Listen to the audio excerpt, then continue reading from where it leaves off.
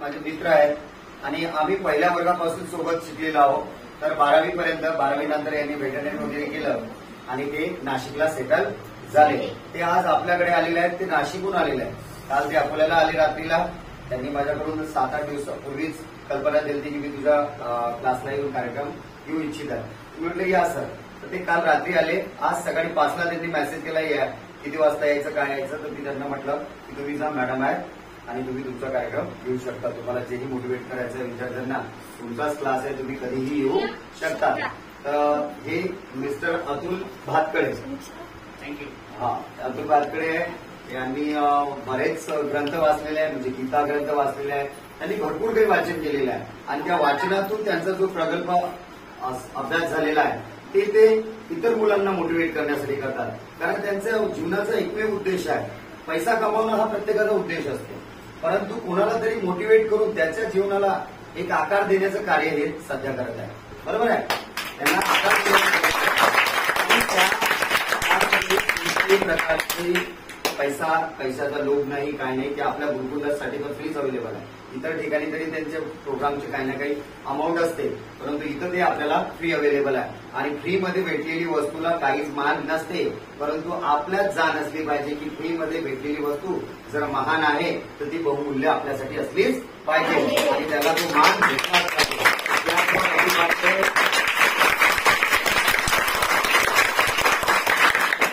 सुरू करण्याआधी मी माझं इंट्रोडक्शन देतो. माझे नाव अतुल रामभाऊ भातकडे. मी एक मोटिवेशनल स्पीकर आहे आणि मेमरी कोच आहे. मुलांना मेमरी टेक्निक शिकवतो. जसं पूर्ण पुस्तक लक्षात कसं ठेवायचं, 400 वर्षापर्यंत कॅलेंडर आपण लक्षात कसं ठेवू शकतो, हे टेक्निक आहे. हे तंत्रज्ञान मी मुलांना शिकवतो. तुम्हाला पुस्तक जर लक्षात राहिलं तर परत वाचायची गरज आहे का? नाही. मग बरोबर. तर तुम्हा सर्वांसाठी आणि क्लासेसचे संचालक आदरणीय गणेश खंडारे सर त्यांच्यासाठी एकदा जोरदार टाळ्या होऊन जात आहे. आपला उद्देश आहे की सरांनी ज्याकरता मला बोलावलेला आहे तो उद्देश असा आहे की एज्युकेशन. आपण 3 पॉईंट आहेत, 3 पॉईंटवरती डिस्कस करणार आहे. त्यामधलं पहिला एक पार्ट आहे की एज्युकेशन. एज्युकेशन म्हणजे काय, दुसरं फोकस आणि कॉन्सन्ट्रेशन आणि गोल. गोल म्हणजे ध्येय. तुमचे ध्येय कसे असावे त्याबद्दल आपण तुम्हाला म्हणजे मार्गदर्शन करणार आहे. तर सर्वप्रथम जे ध्येय आहे विद्या कशी असावी. विद्या हे असं शस्त्र आहे मित्रांनो की त्या शस्त्राच्या साहाय्याने तुम्ही आयुष्यातलं कुठलंही युद्ध जिंकू शकता. कुठलंही युद्ध म्हणजे एकदा लक्ष्मी पैसा गेला तर परत येऊ शकतो, पण सरस्वती विद्या जर गेली तर परत येणे नाही. लक्ष्मी येऊन जाऊ शकते पण विद्या येत नाही. विद्येचं मोल तुम्ही समजून घ्या. या विद्येसाठी, या एज्युकेशनसाठी बऱ्याच लोकांनी त्याग केला, संघर्ष केला. ते संघर्षमय योद्धे कोण होते मी ते पण सांगणार तुम्हाला. तर एज्युकेशन आता सर्वप्रथम म्हणजे सांगायचं झालं तर थोडं मी आता भगवद्गीता पण वाचतो, रामायण पण वाचतो आणि त्या माध्यमातून तुम्हाला मी समजवण्याचा प्रयत्न करतो. ठीक आहे. तर जेव्हा अर्जुन माहिती आहे सर्वांना. तर अर्जुन जेव्हा हतबल झाला होता, नाराज झाला होता कुरुक्षेत्रामध्ये युद्धात, कुरुक्षेत्राच्या रणांगणामध्ये तो हतबल झाला होता की मला युद्ध करायचं नाहीये.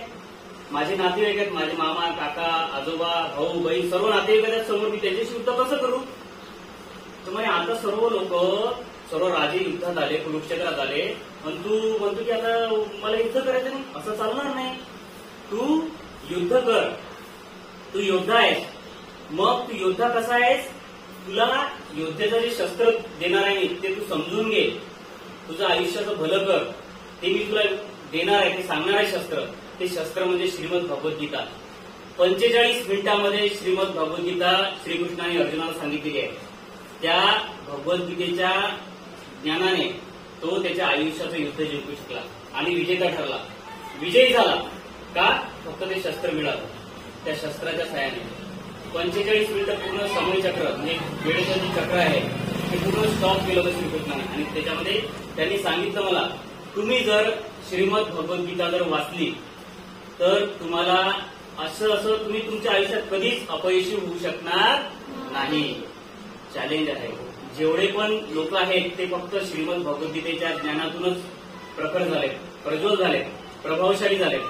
फक्त ते ज्ञान, ती विद्या, त्या विद्येचं मोल तुम्ही समजून घ्यावं. काय ना की जे आयुष्याचा आपला रथ आहे, जो आपल्या आयुष्याचा रथ आहे, त्या रथाचे 4 चाकं असतात, बरोबर.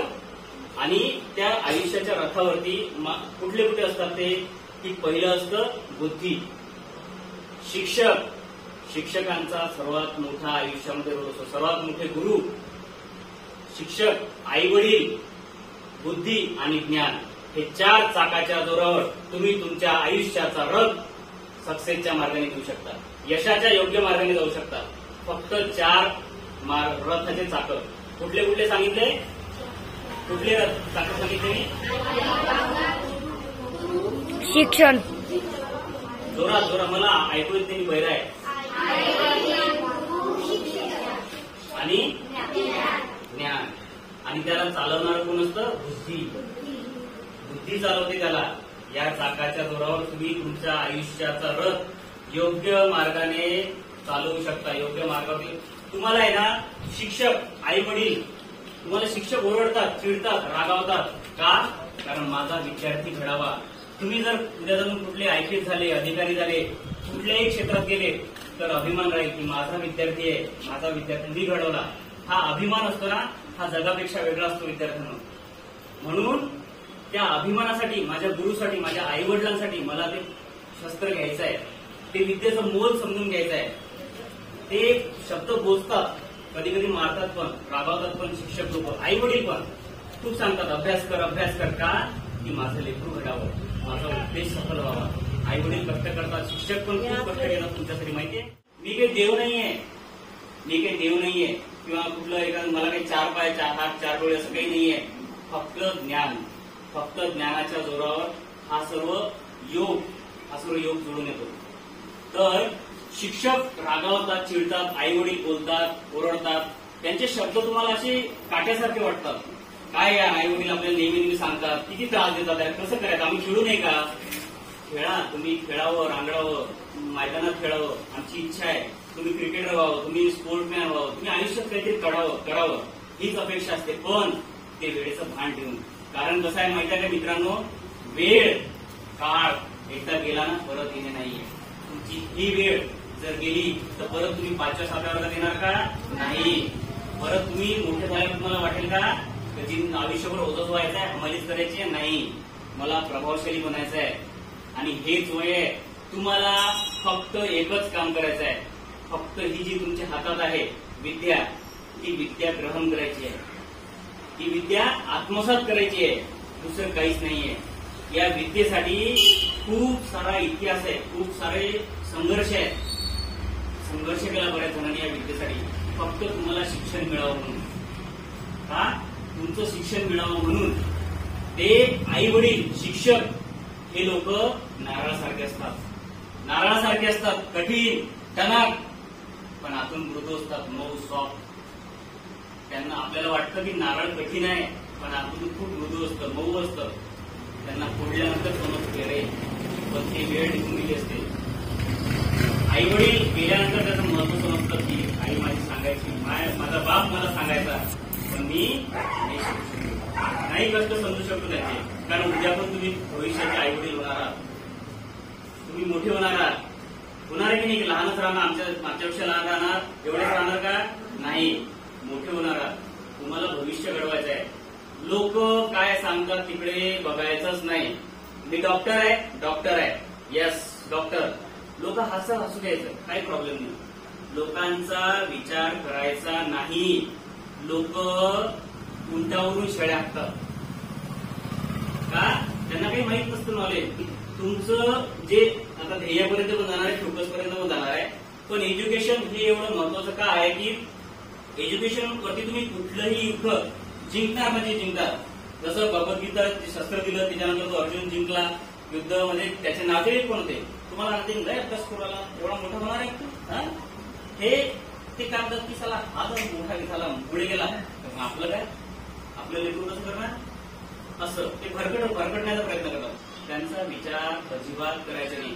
माझ्या टीचरनी मला सांगितलं, माझ्या आई वडिलांनी मला सांगितलं की मला हे याच्यामध्ये एवढं प्रभावशाली बनायचंच आहे म्हणजे कमिटमेंट, माझ्याशी मी केलेली वचनबद्धता, मी माझ्याशी केली ना, मला व्हायचंय ना, त्यांना व्हायचंय नाही, मला व्हायचंय, मी म्हणजे मीच.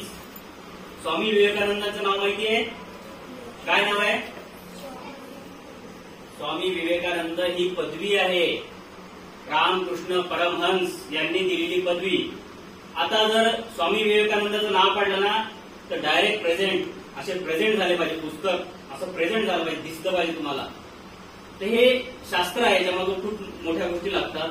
ते पण मी तुम्हाला सांगणार आहे की कसं काय आहे, हळूहळू त्या गोष्टीकडे जाणार. कारण एका तासात 1.5 तासात ह्या गोष्टी सांगणं पॉसिबल नाही, शक्य नाहीये, नॉट पॉसिबल. कोणी एका दिवसात IPS होतं का? कोणी एका दिवसात मोठा अधिकारी होतो का? नाही. दिस इज द प्रोसेस. ती प्रोसेस आहे, प्रोसेसनी जावं लागतं. तुम्ही पहिलीतून डायरेक्ट 5व्या वर्गात जाता का? नाही. दिस इज द प्रोसेस. त्या प्रोसेस मधून जावं लागतं. काय आहे ना, जगामध्ये आपण म्हणतो की आमचं घरी कौलाचं घर आहे, याचं घर आहे, काही नाही. माइंडसेट वरती सर्व खेळ आहे विद्यार्थ्यांना. तुमचे माइंडसेट एवढे परफेक्ट बनवणार तुम्ही की चमत्कार घडला पाहिजे. आणि जगातली लोक चमत्काराशिवाय नमस्कार करत नाही करत. हा, 2 तोड्या सापासारखे असतात. उद्या जाऊन जर तुम्ही मेरिटमध्ये आले, पेपरला नाव आलं, पेपरला फोटो आला, तर त्यांचे शब्द बदलतात. तसे आम्ही म्हटलं होतं की पास होणार, किती अभ्यास करायची, मग किती अभ्यास करायचा तो जबरदस्त. पण अभ्यास करताना पण ते काय, जेव्हा तुम्ही सक्सेस होत नाही तोपर्यंत तुम्हाला लोक बोलतात, ओरडतात, आई वडील पण. म्हणजे हे नियम आहे, हा जगाचा नियम आहे. तर मेन पॉइंट, ज्यांनी विद्येसाठी आपलं संघर्षमय जीवन त्याग केला ती माय माऊली सावित्रीबाई फुले, ज्योतिबा फुले. 11 एप्रिल 1827 चा काळ, शेण, माती, गोटे लोक फेकायचे रस्त्याने जाताना. का? लुगडं चेंज करायची माय माऊली आणि परत नवीन. का? उद्देश फक्त तुम्हाला एज्युकेशन मिळावं. 1905 साली, if I am not wrong, 1905 साली पहिली शाळा पुण्यामध्ये झाली, सावित्रीबाई फुलेंनी केली. का? लोक शेण आहे, एज्युकेशन नाही करायचं, हे असं नाही करायचं. का नाही करायचं? लोक शेण फेकायचे, विष्ठा फेकायचे, खान अंगावर खान फेकायचे. एवढा संघर्ष केला त्या माय माऊलीने. तिचं महत्व समजून घ्या विद्येचं. एवढा संघर्ष त्या माऊलीने केला, त्या ज्योतिबा फुलेंनी केला. का? पूर्ण जीवन व्यतीत केलं, पूर्ण जीवन तुमच्यासाठी तुम्ही घडावं. त्यांच्या संघर्षाचं मूल काहीच नाहीये, काहीच नाही, शून्य. का? आई वडील पण तसेच आहेत विद्यार्थ्यांना, आई वडील पण संघर्षातून तुम्हाला घडवण्याचा प्रयत्न. का? पूर्ण जीवन व्यतीत करतात आई वडील. शिक्षक पण पूर्ण जीवन तुमच्यासाठी तुम्ही घडावं. शिक्षकांचं महत्व, आई वडिलांचं महत्व, विद्येचं मोल भयंकर आहे. तर या एज्युकेशन मधून तुम्ही घडावं. फक्त एकच नियम वापरायचा आयुष्यामध्ये, एकच नियम, मला हे व्हायचं आहे तर मला अभ्यास करावा लागेल. That's it. बट दुसरं काहीच नाही. मला अभ्यास करायचा म्हणजे करायचं. दुसरं काय काम आहे तुम्हाला? घरातले कामं करून सुद्धा अभ्यास करतात लोक. 18 तास बाबासाहेब आंबेडकरांनी अभ्यास केला. का? दिव्याखाली. कसं? बाबासाहेब आंबेडकर अभ्यास करायचे. कसा अभ्यास करायचे माहितीये? पेज वाचलं, काढून कचऱ्यात फेकून द्यायचं, आठवायचं. कसं? काय काय वाचलं, ती वेळ, हा क्षण आठवायचा. काय काय, हा वाचलं की फाडलं, वाचलं की फाडलं, असं करून अभ्यास केला. स्वामी विवेकानंद, त्यांचं नाव नरेंद्रनाथ दत्त, नरेंद्रनाथ विश्वनाथ दत्त हे त्यांचं नाव. लक्षात ठेवा, नरेंद्रनाथ विश्वनाथ दत्त. स्वामी विवेकानंद ही पदवी दिली त्यांना. त्यांच्यासारखा माणूस घडणे इम्पॉसिबल आहे. पण त्यांनी जे त्यांनी जे ज्ञानार्जन केलं, फक्त फोकस. आता मी फोकस वरती येतो. फोकस, कॉन्सन्ट्रेशन म्हणजे काय? फोकस म्हणजे काय? तर फोकस म्हणजे काय की फोकसचा पहिले अर्थ समजून घ्या तुम्ही. Okay, focus means what. F म्हणजे काय? एफ म्हणजे फेथ, विश्वास. मी माझ्यावरती विश्वास ठेवतो. पहिले स्वतःवर विश्वास ठेवा. मी करणार म्हणजे करणार. That's it. मला काही घेणं देणं. फक्त ऐकू नका, तुमचा रिस्पॉन्स पण पाहिजे विद्यार्थ्यांना. तुम्हाला समजलं पाहिजे, या उद्देशाने मी इथं आलेलं आहे, बाकी काही नाही. तुम्ही फक्त फाकाड कथा ऐकताय म्हणून नाही. रिस्पॉन्स आला पाहिजे. यस फक्त ऐकताय म्हणून नाही, तुम्हाला लक्षात पण आला पाहिजे. प्रत्येक गोष्ट तुम्ही अशी डोक्यात फिट करून घ्यावी. तर एफ म्हणजे विश्वास, फेथ, की मी जे गोष्ट आहे, माझे जो गोल आहे, जे ध्येय आहे, त्याच्यावर मला खूप विश्वास आहे, फेथ आहे. बिलीफ सिस्टीम एवढी स्ट्रॉंग पाहिजे ना तुमची, की कोणी तुम्हाला टॉर्चर जरी केलं ना, टॉर्चर म्हणजे समजतं, टॉर्चर यातना दुखतं. ते पहिल्याला कसं आरी टोचतात, बैल पळतो, तसं तुम्हाला आरी टोचावं लागते. कधी माझे शब्द बोचतात पण बऱ्याच जणांना, विद्यार्थ्यांना, बऱ्याच लोकांना बोचतात. त्या बोचण्यामधून माणूस घडत असतो. मी काही किंवा कोणी काही, प्रत्येकाला परिस्थिती, संघर्ष, गरज, आणीबाणीची या 4 गोष्टीवरती तुमचं ध्येय ठरतं, गोल ठरतं. समजलं? एफ म्हणजे काय, फेथ. ओ म्हणजे काय, ऑब्जेक्टिव्ह. ऑब्जेक्टिव्ह काय आहे, की माझं क्लिअर आहे विजन, की मला IPS अधिकारी व्हायचं आहे, कलेक्टर व्हायचं आहे, ऍडव्होकेट व्हायचं आहे. ऍडव्होकेट, काळा कोट मला दिसला पाहिजे रोज माझ्या घरात. लोक म्हणतील तुम्हाला, पागल आहे, फोटो लावून दिला, येडा आहे, तू ऍडव्होकेट होणार आहे, तू डॉक्टर आहे. हे तुम्हाला, आणि हेच लोक असतात ना, हेच लोक तुम्हाला पुढे जाऊ शकतात. तर माइंडसेट लक्षात ठेवा, की बोलायचं नाही, रिॲक्ट नाही करायचं.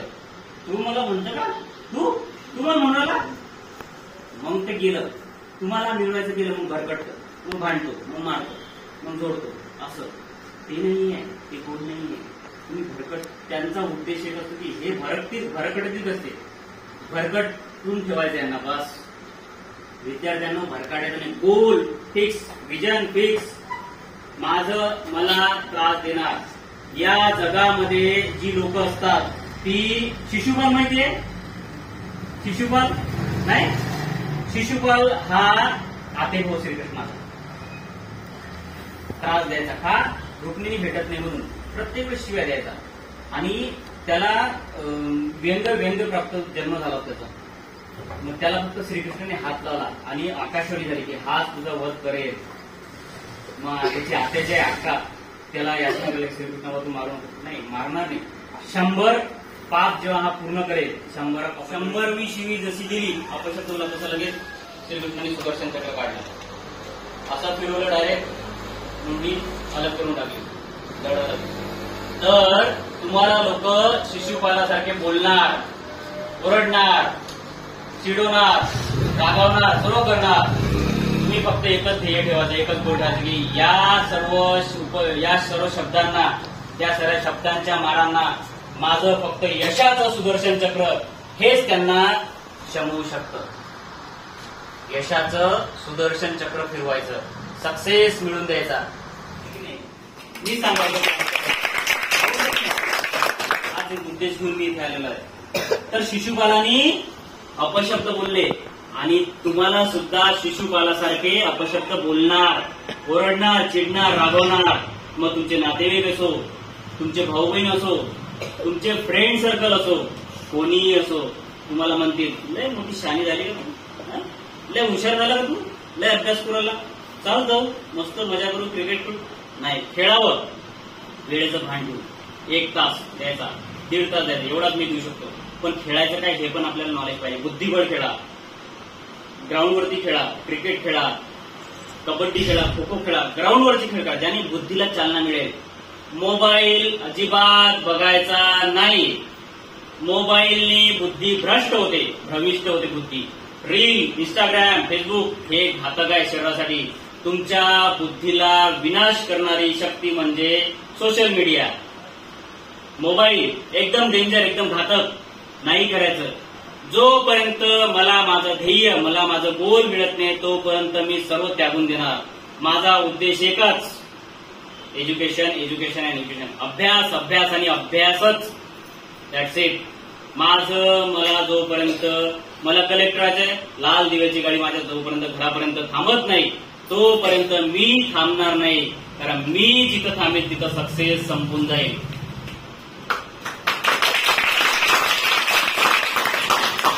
मिळणार नाही. नथिंग आणि nothing is impossible in this world. कुठलीच गोष्ट इम्पॉसिबल नाही, पॉसिबल आहे. हे नेपोलियन बोनापार्ट याचं वाक्य आहे. तो जग जिंकणारा योद्धा होता. त्यांनी त्याच्या डिक्शनरीमध्ये फक्त एक वाक्य टाकलं होते, इम्पॉसिबल हा शब्द माझ्या डिक्शनरीमध्ये नाही, काहीच नाही. ज्या लोकांनी जग जिंकलंय ते विचारवंत लोक फक्त 5% आहेत. 95% नुसतं गद्यासारखं काम करतात. हमाली नोकरदारी नाही, बिझनेसमॅन पण व्हावं. भरपूर. एपीजे अब्दुल कलाम काय होते, काय ध्येय होतं, काय गोल होतं, काय ऑब्जेक्टिव्ह होता, मला पायलट व्हायचं आहे, एरोप्लेन चालवायचा आहे. संघर्ष खूप मोठा आहे. मी जर सांगेल ना तर भयंकर परिस्थिती होती, काट्यासारखी शक्ती होती त्यांचे दिवस. सोपं काम नाही विद्यार्थ्यांनो घडणं. आणि ऑब्जेक्टिव्ह क्लिअर होता, क्लिअरिटी होती. See for clarity. Planning, clarity, planning होतं. ऑब्जेक्टिव्ह क्लिअर होता. यू अनवेरिंग इम्पॉर्टन्स म्हणजे मला याच्यातून माझं डिटर्मिनेशन जे आहे ते एकदम क्लिअर आहे. आणि strategy, S for strategy. F म्हणजे faith, O for objective, C for clarity, planning, right. U for unwavering important determination. Stage काय काय असतात, कशा प्ले करायच्या, त्यातलं इम्पॉर्टन्स काय आहे, महत्व काय आहे ते समजून घेतलं पाहिजे. कोणी सांगणार नाही तुम्हाला, कोणीही सांगणार नाही. स्ट्रॅटेजी, गणितात स्ट्रॅटेजी काय, कशी इम्प्लिमेंटेशन करणार मी समजून घेणार. 1 नाही 10 वेळा शिक्षकांकडून समजून घेणार. माझी strategy clear cut. So focus वरती जाऊन आता याच्यावरती फोकस काय असतो नंतर मी तुम्हाला एपीजे अब्दुल कलामकडे घेऊन जाणार. आपली ती राहिली स्टोरी, ठीक आहे. एपीजे अब्दुल कलाम कसे घडले काय ते तसं सांगणार मी तुम्हाला. तर फोकस काय असतो की फोकस म्हणजे काय, आता समजा तुम्ही शिकारी आहात, ओके. जंगलामध्ये तुम्हाला ससा दिसला, भूक लागली, खूप भूक लागली, ससा दिसला, सशाला बांध पकडला असा, बरोबर. आणि तो धावतोय धावता काय झालं, पुढे लगेच हरिण दिसलं, भूक वाढली, पुढे हरणाकडे, ससा गेला, हरिण दिसलं, हरणाकडे धावता ताशी 90 किलोमीटर धावतो हरिण. धावता धावड्याला बांधून पुढे लगेच त्याला काळवीट दिसलं, हरिण गेलं, काळवीट, मोठी भूक वाढली, 10 जणांचं खाणं होईल, एकटा खातो 10 जणांचं खाणं होईल. परत पुढे धावला पुढे हत्ती दिसला, गाव जेवण. मग कॉन्सन्ट्रेशन काय, ससा मिळत होता, हत्ती गेला, काळविटी गेलं, सर्वच गेलं फोकस. म्हणून एक ऑब्जेक्टिव्ह क्लिअर पाहिजे की ससा तर ससा, पहिले ससा मग बाकी. That is called concentration, that is called focus. झालं. फोकस म्हणजे काय, क्लिअर. फोकस काय की हेच माझे, मला ते नाही. विचारवंत लोक खूप कमी आहेत, ती पॉवर कमी आहे, ती शक्ती कमी आहे, म्हणून 5% मोडतात. 95% नुसते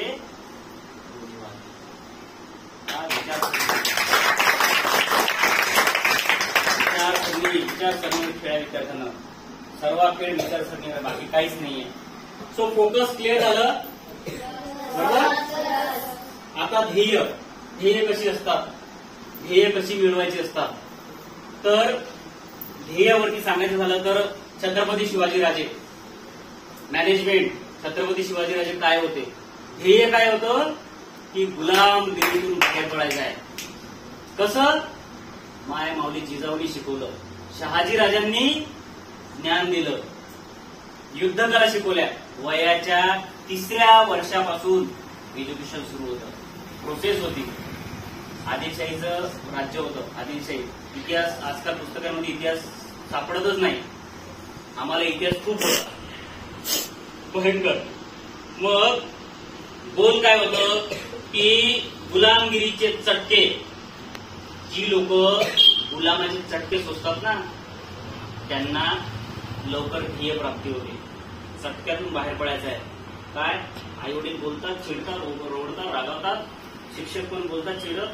ध्येय फिक्स, माझ्यासाठी शिकवतात ना, माझ्यासाठी ना, मग यांच्यासाठी शिक्षकांसाठी माझ्या आई वडिलांसाठी मला बनायचं आहे. गोल ध्येय होतं. ध्येय कसे असतात? एकदम ध्येय म्हणजे काय? जसं अडवलेलं पाणी असतं की नाही, वावरामध्ये शेतामध्ये अडवलेलं पाणी असतं. आता वावरामध्ये बोलतो, तुम्हाला विदर्भातली भाषा समजेल लवकर. तर वावरामध्ये पाणी अडवलेलं असतं. ते अडवलेलं पाणी नसतं, ते म्हणजे तो बांध फुटून लगेच वाहून जाईल असं ध्येय नसतं. ध्येय हे म्हणजे काय म्हणतात त्याला, प्रखर वाहणारा झरा असतो. तो झरा वाहत राहिला पाहिजे आणि त्या झऱ्यामुळे मी माझ्या ध्येयाची बाग फुलवणार, रंगीबेरंगी फुलं फुलवणार त्या ध्येयामध्ये. कशी? त्यासाठी मी सॅक्रिफायसेस करणार, त्याग करणार. हाच माझा त्याग आहे, हाच माझा संघर्ष आहे. या संघर्षातून मी घडणार आणि माझं ध्येय प्राप्ती करणार. एकच उद्देश, ध्येय प्राप्ती. वाघाच्या नुसतं डरकाळीने शिकार वाघाच्या जबड्यातून पळत, त्याला रणनीती आखावी लागते, प्रॉपर रणनीती. ध्येय शांत होऊन असं नजर तीक्ष्ण करावी लागते, प्रॉपर तीक्ष्ण नजर. रणनीती काय? शिकार दिसली, झाडाच्या आडी लपून नजर तीक्ष्ण करून एकच ध्येय आणि नंतर मग मागे 4 पाऊल जाऊन परत झेप घ्यावी लागते आणि लक्ष गाठावं लागतं. लक्ष गाठावं, लक्ष प्राप्ती होती विद्यार्थ्यांना. त्यासाठी लक्ष प्राप्ती होत नाही, गरज असते, परिस्थिती असते. माझ्या घरची परिस्थिती काय मला समजून घ्यायची आहे. माझं गरज काय आहे की मला या ध्येय प्लेअर पाहिजे. त्यांचं ध्येय होतं की गुलामगिरीच्या याच्यातून बाहेर पडायचं आहे, आदिलशाही निजामशाहीच्या गुलामगिरी मधून बाहेर पडायचं आहे आणि स्वराज्य निर्माण करायचं आहे. कसं? स्वराज्य निर्मितीसाठी मित्र पण चांगले होते. सवंगडी कोण होते? तानाजी, येसाजी, धनाजी, संताजी, त्यांचं बाजीप्रभू देशपांडे, बाजी पासष्ट. मला काय करायचंय, माझं विजन, माझे विजन कोणाला सांगायचं नाही, गोल कोणाला सांगायचं बसायचं नाही, फक्त आपल्याला सांगत बसायचं. मी वारंवार येणार, वारंवार देणार. तुम्ही 100च्या 100, 50च्या 50 विद्यार्थी घडावे, हा जो उद्देश आहे. असे असंख्य विद्यार्थी घडावे.